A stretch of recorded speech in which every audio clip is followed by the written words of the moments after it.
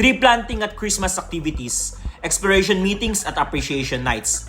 Ilan lamang yan sa mga aktibidad kung saan di umano ginastos ang confidential funds ng opisina ni Vice President Sara Duterte. Pinunayan ng Commission on Audit nung inaudit nila ang opisina ni Duterte noong 2022 dahil sabi ng komisyon, ang kanilang aktibidad ay hindi naaayon sa guidelines na inilatag sa Joint Circular.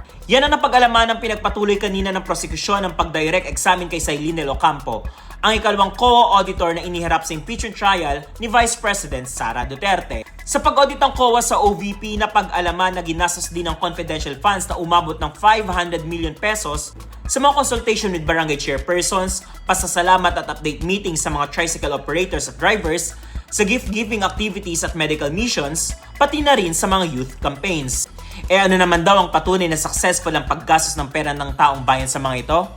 Well, sagot ng OVP sa COA, yung festival attendance, yung engagement sa OVP satellite offices, yung rice distribution at hospital visits ang mga proofs of success. Sa joint circular na minention mo, can you remind us, ano ba talaga ang definition ng confidential funds?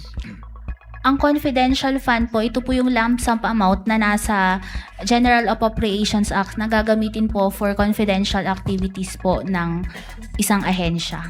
At itong binasa mo, tree planting,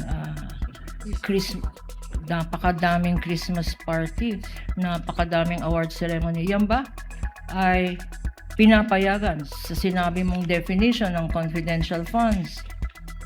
Hindi po. Hindi po.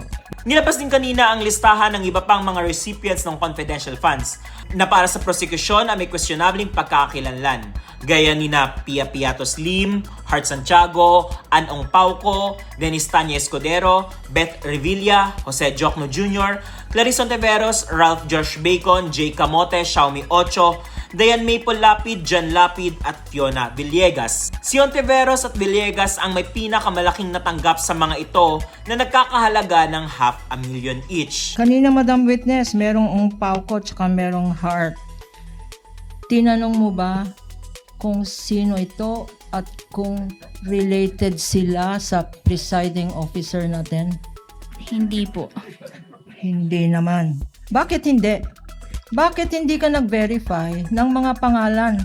May pagkain na bacon, may parang kamag-anak ni Hart. Why did you not verify the names in this 1,049 acknowledgement receipts? Samantala, pag-aaralan ng impeachment court ang mosyon ni Senator Judge Mig Zubiri kung papalitan nila ng schedule ng trial na ngayon ay ginaganap mula 10 a.m. hanggang 3 p.m. para di umano mabitin ang publiko sa panunood. Ang sawa tayo, pwede tayo dito from 3 to 10 ng gabi. That way, lahat ng tao po ay makakapanood din ng mga sagot nila. And at the same time, we can do our work and maybe hasten the proceedings of the impeachment trial, Mr. President. That's my simple suggestion, and I would like to make it into a proper motion. I'm Joseph Padras, senior reporter from Manila Bulletin.